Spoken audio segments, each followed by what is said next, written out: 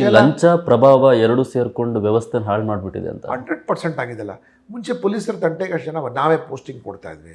ನಾನದು ಎಷ್ಟೋ ಸಾರ್ತಿ ಮುಖ್ಯಮಂತ್ರಿಗಳಿಗೆ ಹೇಳಿದ್ದೀನಿ, ಸರ್ ಈ ಪೊಲೀಸ್ ಇಲಾಖೆಯಿಂದ ದುಡ್ಡು ತಗೋಬೇಡಿ ಸರ್, ನೀವು ಜನ ರಕ್ಷಕರಾಗಲ್ಲ ಭಕ್ಷಕರ ರಾಕ್ಷಸರಾಗೋಗ್ಬಿಡ್ತಾರಂತ.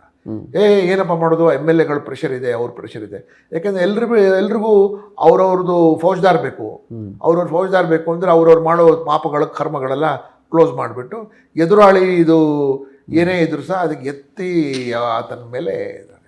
ಸೊ ಆವಾಗಿಂದ ಹಾಳಾಗ್ತಾ ಬಂತು ಇದು. ಮತ್ತು ಈಗ ನೋಡಿ, ಈ ಕೂತರೆ ನಿಂತರೆ ಪೊಲೀಸ್ ಇಲಾಖೆಯಲ್ಲಿ ದುಡ್ಡು ಕೊಡಬೇಕು. ಯಾಕಂದರೆ ಎಲ್ಲ ದುಡ್ಡು ಕೊಡ್ರಿ, ಸುಮ್ಮನೆ ನಾವು ಅವ್ರು ಏನಾದರೂ ಕೇಳಿದ್ರೆ ಏನು ಸುಮ್ಮನೆ ಬಂದಿದ್ದೀನಾ, ಕೊಟ್ಟು ಬಂದಿದ್ದೀನಿ ಅಂತ. ನಾನು ಕೊಟ್ಟು ಬಂದಿದ್ದೀನಿ ಅಂತ ಹೇಳ್ತಾನೆ ಮುಗೀತಲ್ಲ. ಸೊ ನಿಮಗೆ ಏನು ಅವನಿಗೆ ಏನು ಒಳ್ಳೆ ಕೆಲಸ ಅವನ ಕೈಲಾಗತ್ತೆ. ಮತ್ತು ಟ್ರೈನಿಂಗಲ್ಲಿ ಕೂಡ ಏನು ಭಾಳ ಕಳಪೆ ಟ್ರೈನಿಂಗ್, ಮತ್ತು ಟ್ರೈನಿಂಗ್ ಕೊಡೋರು ಕೂಡ ಕಳಪೆ ಜನ ಇರುವಾಗ so what do you expect? ಏನು ಬದಲಾಗಬೇಕು ಸರ್? ಏನು ಬದಲಾಗಬೇಕಂದ್ರೆ ಪೊಲೀಸ್ ಇಲಾಖೆಗೆ ಸರ್ಕಾರ ಮುಕ್ತವಾಗಿ ಬಿಡಬೇಕು. ದುಡ್ಡು ತಗೋಬಾರ್ದು ಪೊಲೀಸ್ನವ್ರ ಹತ್ರ.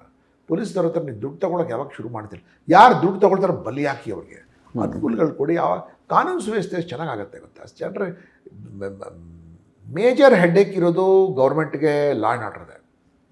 ನೀವು ಪೊಲೀಸ್ ಇಲಾಖೆಗೆ ಸರಿಯಾಗಿ ನೋಡ್ಕೊಳ್ಳಿ, ನಿಮ್ಮ ಅಗ್ರಿಕಲ್ಚರ್ ಸರಿಗಿರುತ್ತೆ, ನಿಮ್ಮ ಇಂಡಸ್ಟ್ರಿ ಸರಿ ಇರುತ್ತೆ, ನಿಮ್ಮ ಟ್ಯಾಕ್ಸ್ ಕಲೆಕ್ಷನ್ ಸರಿ ಇರುತ್ತೆ, ನಿಮ್ಮ ಇರಿಗೇಷನ್ ಸರಿ ಇರುತ್ತೆ, ನಿಮ್ಮ ಎಲೆಕ್ಟ್ರಿಸಿಟಿ ಸರಿ ಇರುತ್ತೆ, ನಿಮ್ಮ ಟ್ರಾನ್ಸ್ಪೋರ್ಟ್ ಸರಿ ಇರುತ್ತೆ, ಎಲ್ಲ ಸರಿ ಇರುತ್ತೆ. ಎಲ್ಲಿ ನಿಮಗೆ ಲಾ ಆ್ಯಂಡ್ ಆರ್ಡರ್ ಬಗ್ಗೆ ಕಾಂಪ್ರಮೈಸ್ ಆಗ್ತಿರಲ್ಲ, ಎಲ್ಲ ಕಡೆ ಮಾಫಿಯಾಗಳು ಶುರು ಆಗ.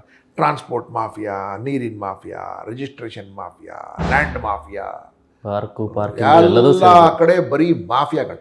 ಈ ಮಾಫಿಯಾಗಳೇನಾಗುತ್ತೆ, ಈ MLAಗಳಿಗೆ ಮಂತ್ರಿಗಳಿಗೆಲ್ಲ ಬ್ಲ್ಯಾಕ್ ಮೇಲ್ ಮಾಡೋಕ್ಕೆ ಶುರು ಮಾಡಿ.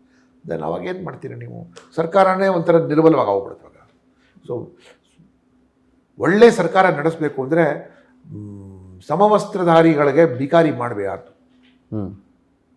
ಸಮವಸ್ತ್ರಧಾರಿಗಳಿಗೆ ಗೌರವ ಕೊಟ್ಟು, ತಪ್ಪು ಮಾಡಿದ್ರೆ ಬಲಿ ಹಾಕಿ ನಿರ್ದಾಕ್ಷಿಣ್ಯವಾಗಿ. ಬಟ್ ಸಮವಸ್ತ್ರಧಾರಿ ಸಿಬ್ಬಂದಿಗೆ ನೀವು ದುಡ್ಡು ತಗೊಳ್ಳೋಕೆ ಶುರು ಮಾಡಿದ್ರೆ ಅವನು ರಾಕ್ಷಸ ಆಗೋಗ್ತಾನೆ, ಭಕ್ಷಕ ಆಗೋಗ್ಬಿಡ್ತಾನೆ.